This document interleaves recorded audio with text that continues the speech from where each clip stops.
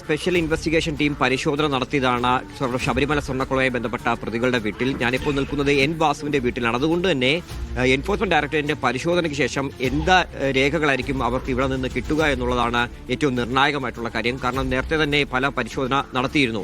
N Vasu എന്ന് പറയുമ്പോൾ അദ്ദേഹം ഏറ്റവും പ്രധാനപ്പെട്ട തസ്തികയിൽ ഇരുന്ന വ്യക്തി കൂടിയാണ്. 2019 ശബരിമല സ്വർണ്ണക്കൊള്ള നടക്കുന്ന ആദ്യ സമയത്ത് അദ്ദേഹം ശബരിമലയിലെ ദേവസ്വം കമ്മീഷണറായിരുന്നു. അതിനുശേഷം അദ്ദേഹം ദേവസ്വം പ്രസിഡന്റുമായി 2019 ശബരിമലയിലെ ദ്വാരപാലക ശില്പപാളികളും അതിനോടൊപ്പം തന്നെ കട്ടളപ്പാളികളും പുറത്തേക്ക് കൊണ്ടുപോകുമ്പോൾ അതുമായി ബന്ധപ്പെട്ട രേഖകളിൽ ചെമ്പ് പാളികൾ എന്ന് രേഖപ്പെടുത്തിയപ്പോൾ അതിന് വേണ്ട അത് തിരുത്താതെ ഈ സ്വർണം പൊതിഞ്ഞ പാളികളാണെന്ന് അറിഞ്ഞിട്ടും അത് തിരുത്താതെ അതിനുവേണ്ട ഒത്താശ ചെയ്തു എന്നായിരുന്നു പ്രത്യേക അന്വേഷണ സംഘം കണ്ടെത്തിയിരുന്നത്. അതുകൊണ്ട് എൻ വാസുവിന്റെ വീട്ടിൽ നിന്ന് നിർണായകമായിട്ടുള്ള എന്തെങ്കിലും രേഖകൾ SITക്ക് കിട്ടാത്ത രേഖകൾ എന്തെങ്കിലും ഉണ്ടെങ്കിൽ അതെല്ലാം തന്നെ കണ്ടെത്തുകയാണ് എൻഫോഴ്സ്മെന്റ് ഡയറക്ടറേറ്റിന്റെ പരിശോധനയുടെ പ്രധാനപ്പെട്ട ലക്ഷ്യം എന്ന് പറയുന്നത്. മാത്രമല്ല ഈ ശബരിമലയിലെ സ്വർണ്ണക്കൊള്ള മാത്രമല്ല എൻഫോഴ്സ്മെന്റ് ഡയറക്ടറേറ്റിന്റെ അന്വേഷണ പരിധിയിൽ വരുന്നത്. ഈ കാലഘട്ടത്തിൽ 1998 മുതൽ 2025 വരെ നടന്ന ഇടപാടുകളെല്ലാം തന്നെ അന്വേഷണം വേണമെന്നാണ് ഹൈക്കോടതി അറിയിച്ചിട്ടുള്ളത്. പക്ഷേ കള്ളപ്പണം വെളുപ്പിക്കൽ കേസുമായി ബന്ധപ്പെട്ട് അവിടെ നടത്തിയിട്ടുള്ള ശബരിമലയിലെ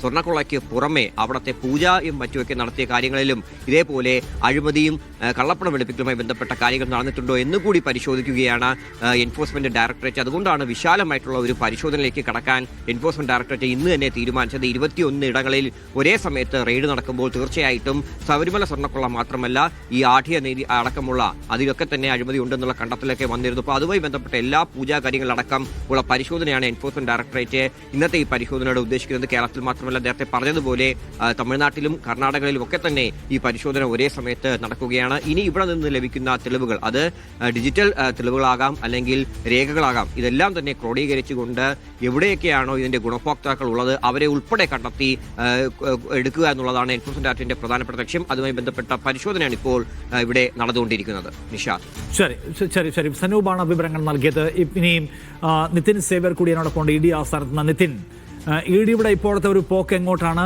വളരെ പ്രധാനപ്പെട്ട ചില ഇടപെടലുകളിലേക്ക് അവർ കടക്കുമോ? ചിലപ്പോൾ ആരൊക്കെയാണ് കൂടുതൽ അറസ്റ്റ് ചെയ്യപ്പെടാൻ പോകുന്നതെന്നുള്ള വലിയ ചോദ്യമുള്ള ക്വസ്റ്റ്യൻസ് അന്തരീക്ഷത്തിലുണ്ട്. അപ്പോൾ EDയുടെ സ്റ്റെപ്സ് എങ്ങനെയാണ്?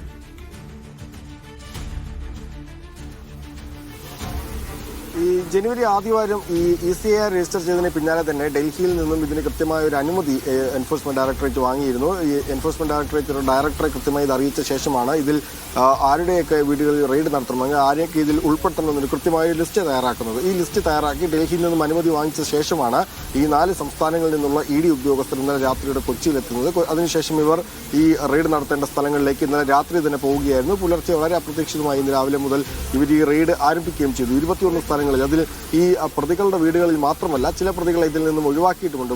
ഒപ്പം ഈ ഇവരുമായി ബന്ധപ്പെട്ട അടുത്ത ചില ആളുകളുടെ വീടുകളിൽ പരിശോധന നടത്തുന്നുണ്ട്, സ്ഥാപനങ്ങളിൽ പരിശോധന നടത്തുന്നുണ്ട്. 3 സംസ്ഥാനങ്ങളിലായി കർണാടകയിലും തമിഴ്നാട്ടിലും ഒപ്പം തന്നെ കേരളത്തിനൊപ്പം തന്നെ ഈ 2 സംസ്ഥാനങ്ങളിൽ കൂടി പരിശോധന നടക്കുന്നുണ്ട്. ബെല്ലാരിയിലെ ഗോവർദ്ധന്റെ വീട്ടിൽ പരിശോധന നടക്കുന്നുണ്ട്, ചെന്നൈയിലെ സ്മാർട്ട് ക്രിയേഷൻസിൽ പരിശോധന നടക്കുന്നുണ്ട്, മനോജ് ഭണ്ഡാരിയുടെ വീട്ടിൽ പരിശോധന നടക്കുന്നുണ്ട്.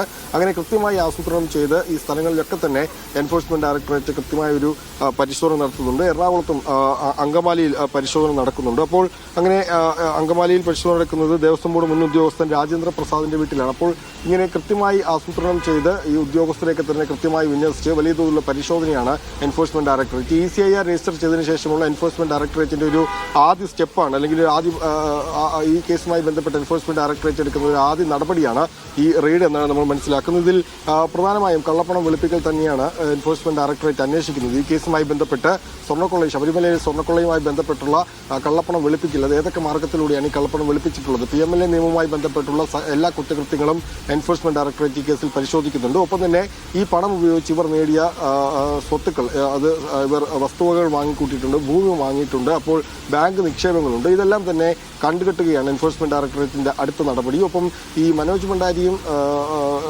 ഗോവർദ്ധനും ഉണ്ണികൃഷ്ണൻ പോറ്റി ഇവർ 3 പേരും തമ്മിലുള്ള സാമ്പത്തിക ഇടപാടുകളുടെ രേഖകൾ നേരത്തെ തന്നെ എൻഫോഴ്സ്മെന്റ് ഡയറക്ടറേറ്റ് ട്രാക്ക് ചെയ്തിട്ടുണ്ട് എന്നാണ് നമ്മൾ മനസ്സിലാക്കുന്നത്. ഇവർ 3 പേരും തമ്മിലുള്ള ഒരു സാമ്പത്തിക ഇടപാടുകളുടെ എല്ലാ രേഖകളും നേരത്തെ തന്നെ എൻഫോഴ്സ്മെന്റ് ഡയറക്ടറേറ്റ് കണ്ടെത്തിയിട്ടുണ്ട്. അതുമായി ബന്ധപ്പെട്ടുള്ള അന്വേഷണം നടക്കുന്നുണ്ട്. ഇതിൽ ഉന്നത ഉദ്യോഗസ്ഥർക്ക്, ദേവസ്വം ബോർഡിലെ അടക്കമുള്ള ഉന്നത ഉദ്യോഗസ്ഥർക്ക് ചില രാഷ്ട്രീയക്കാർക്ക് ഉൾപ്പെടെ ഇതിൽ ബന്ധമുണ്ട് എന്ന് EDക്കറിയാം. അപ്പോൾ അതുമായി ബന്ധപ്പെട്ടുള്ള അന്വേഷണം നടക്കുന്നുണ്ട്. മറ്റേതെങ്കിലും സഹായം ഇവർക്ക് ലഭിച്ചിട്ടുള്ളോ തുടങ്ങിയ അന്വേഷണങ്ങൾ നടത്തുന്നുണ്ട്. ഇതിൽ SIT അന്വേഷിക്കുന്നത് ക്രിമിനൽ കുറ്റകൃത്യങ്ങളാണെങ്കിൽ എൻഫോഴ്സ്മെന്റ് ഡയറക്ടറേറ്റ് അന്വേഷിക്കുന്നത് കള്ളപ്പണ PMLA നിയമവുമായി ബന്ധപ്പെട്ടുള്ള ഇടപാടുകളാണ്. അപ്പോൾ അത്തരം കുറ്റകൃത്യങ്ങളാണ് എൻഫോഴ്സ്മെന്റ് ഡയറക്ടറേറ്റ് അന്വേഷിക്കുന്നത്. അപ്പോൾ ഇതിന്റെ അടുത്ത നടപടി ഇവരുടെ സ്വത്തുക്കൾ കണ്ടുകെട്ടുക, ഇത് പിടിച്ചെടുക്കുക തുടങ്ങിയ നടപടികളിലേക്കാണ് എൻഫോഴ്സ്മെന്റ് ഡയറക്ടറേറ്റ് കടക്കുക. ഇതിൽ SIT പ്രതി ചേർത്ത എല്ലാ പ്രതികളെയും എൻഫോഴ്സ്മെന്റ് ഡയറക്ടറേറ്റും പ്രതി ചേർക്കാൻ നേരത്തെ തന്നെ തീരുമാനിച്ചിട്ടുണ്ട്. അത്തരം കാര്യങ്ങൾ ഇതിനുശേഷം ഈ റെയ്ഡ് അടക്കം ഇന്നത്തെ റെയ്ഡിൽ ലഭിക്കുന്ന തെളിവുകൾ അല്ലെങ്കിൽ പിടിച്ചെടുക്കുന്ന രേഖകളൊക്കെ കൂടി പരിശോധിച്ച ശേഷമായിരിക്കും കോടതിയിൽ ഈ പ്രതികളുടെ അടക്കം ഒരു റിപ്പോർട്ട് സമർപ്പിക്കുക എന്നാണ് നമ്മൾ നിലവിൽ മനസ്സിലാക്കുന്നത്. അതിനുശേഷം നിലവിൽ